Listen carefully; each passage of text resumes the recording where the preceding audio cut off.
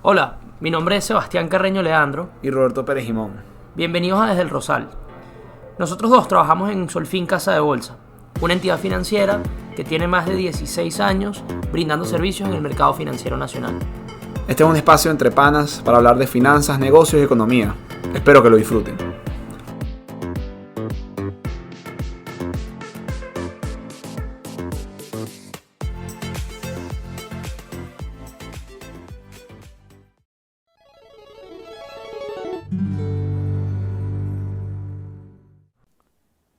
¿Cómo están, vale? Bienvenidos a Desde el Rosal, su podcast preferido de finanzas, negocios y economía. Una vez más, otro día más en cuarentena, disfrutando de estar encerrados con nuestras familias.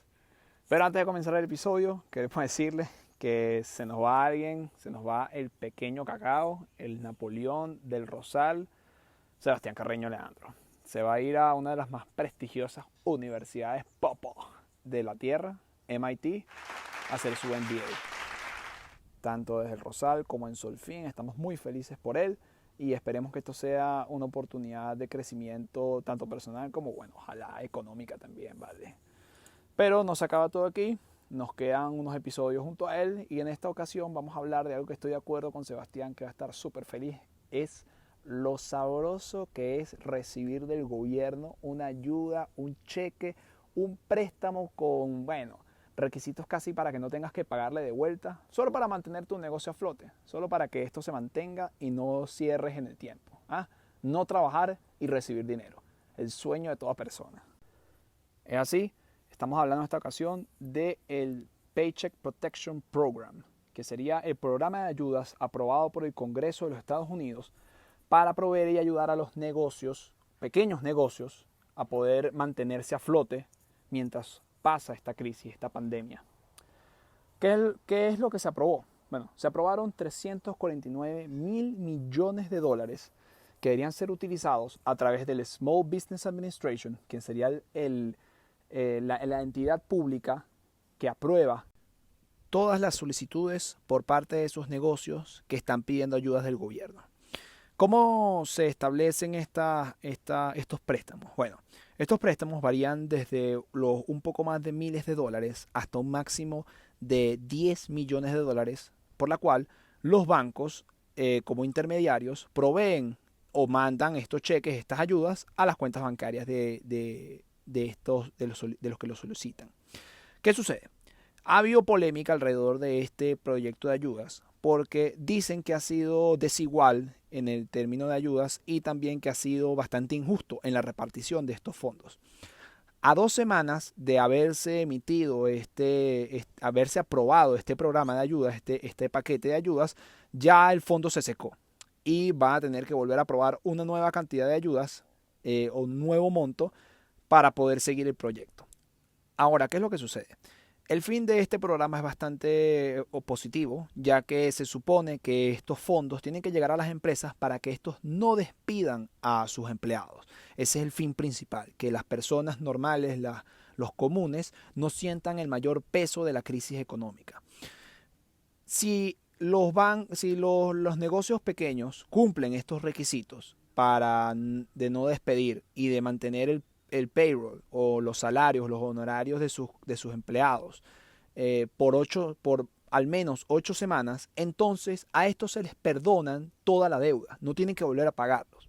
Ahora, ¿por qué la polémica? Bueno, la polémica empieza por una acusación en contra de los bancos de haber ganado o cobrado más de 10 mil millones de dólares en comisiones o fees por intermediación, ya que como los bancos son los que agarran las solicitudes de sus clientes para solicitar unos préstamos hacia el SBA, han denunciado que los pequeños negocios han quedado atrás y han dado preferitismo a grandes negocios.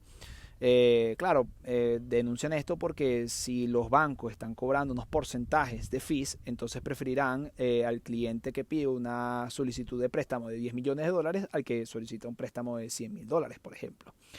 También ha habido una acusación por parte de diferentes fuentes como el New York Times, NPR, Bloomberg, que ha habido una distribución desigual a los estados. Dicen que el 58% de los pequeños negocios de Dakota del Norte han recibido las ayudas, mientras que solamente un 15% de los pequeños negocios en California han recibido dichas ayudas, lo cual es bastante precario debido a los gastos de vida del estado de California, mucho más altos a los de estados como el de Dakota del Norte.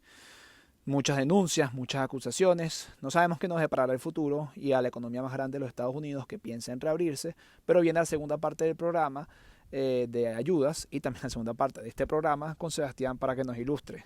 Agárralo ahí, Sebas. Gracias, Robert, por tus palabras de parte desde el Rosal y de Solfín y por la explicación de la primera parte del PPP, es el programa de préstamos para empresas pequeñas y medianas en Estados Unidos. Complemento diciendo básicamente que esos 350.000 millones de dólares iniciales se secaron súper rápido, los bancos los colocaron muy rápido y, como dijo Roberto, con algunos aspectos que fueron criticados en el proceso. Lo relevante es que el 23 de abril, en la noche, el Congreso firmó una extensión de este programa. De hecho, en verdad, aprobaron fondos por 484.000 millones de dólares para extender lo que está estipulado en el CARES Act, que es la que se ha utilizado como instrumento como instrumento de expansión fiscal en Estados Unidos para promover la economía ante la crisis del COVID-19. De estos 484.000 millones de dólares adicionales que se aprobaron el 23 de abril, 321.000 millones son parte o van a ser destinados a préstamos a pequeñas y medianas empresas bajo el PPP Program. Aquí lo relevante, más allá del monto, que es similar a los primeros 350 que se prestaron, son los cambios que está haciendo el Congreso y que está haciendo la administración para evitar los problemas que tuvieron con la primera ronda de préstamos. Por ejemplo, en la primera ronda hubo préstamos, o los préstamos más relevantes eran de $1 millón. De hecho, representaban el 45% del total del programa. Muchos préstamos de $1 millón.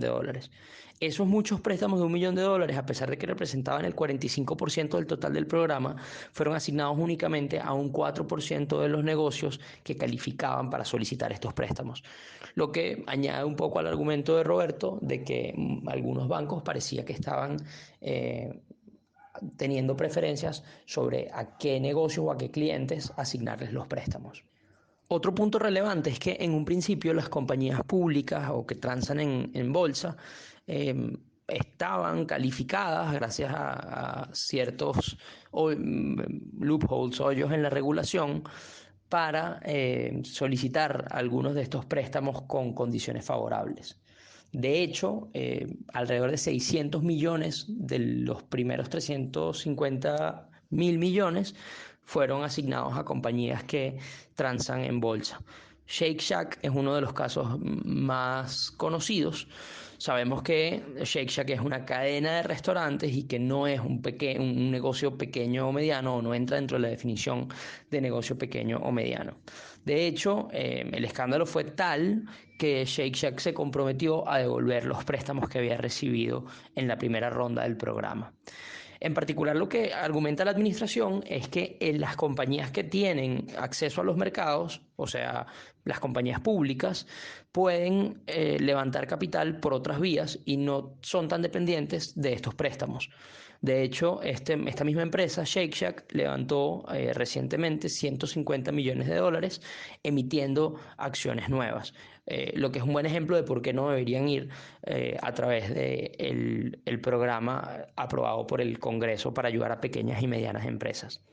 Lo cierto es que en este caso es probable que no sea tan fácil para las empresas públicas solicitar préstamos del programa, de los 321.000 millones adicionales que se aprobaron, y de hecho ya la administración advirtió que van a ser sometidas a auditorías y regulaciones las empresas públicas que traten de solicitar estos préstamos. Con los 321 mil millones aprobados, los bancos van a tener muchísimo trabajo. Sabemos, por ejemplo, que en la primera ronda JP Morgan fue el banco que asignó una mayor cantidad de préstamos. Imaginamos que esto se puede mantener.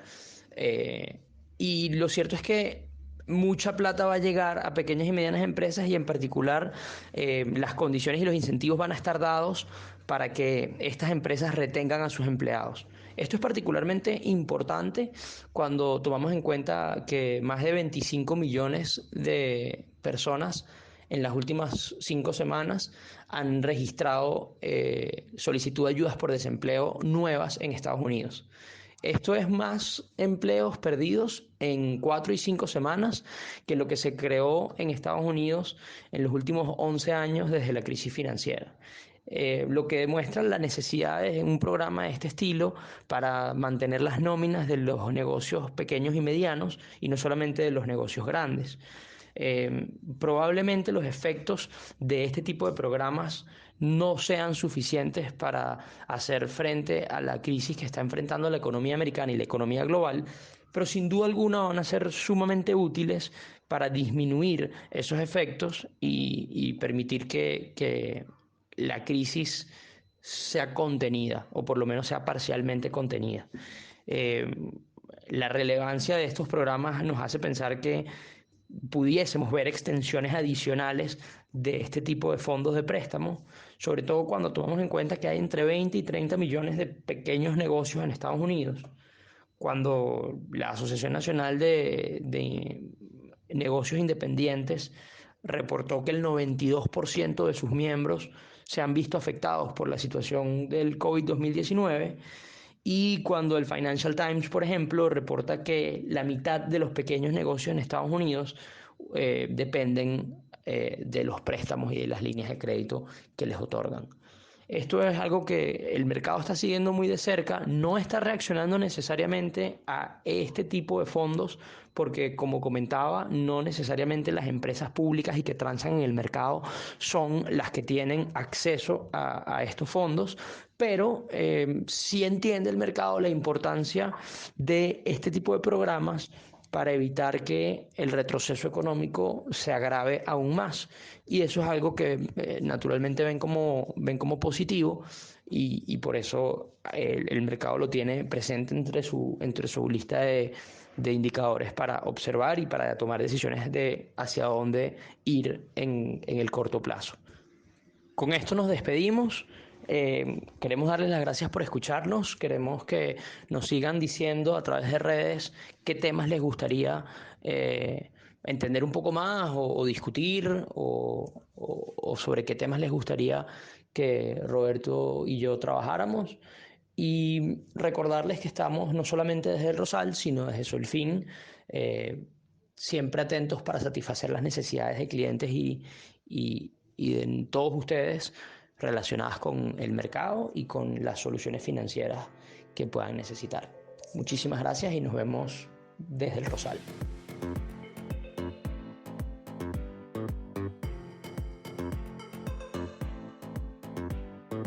Desde el Rosal es un podcast producido por Solfin Casa de Bolsa. Nuestro director, Humberto Becerra.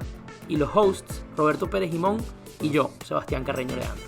Esperamos que nos sigas escuchando y si quieres encontrarnos, ya sabes que estamos en el Rosal.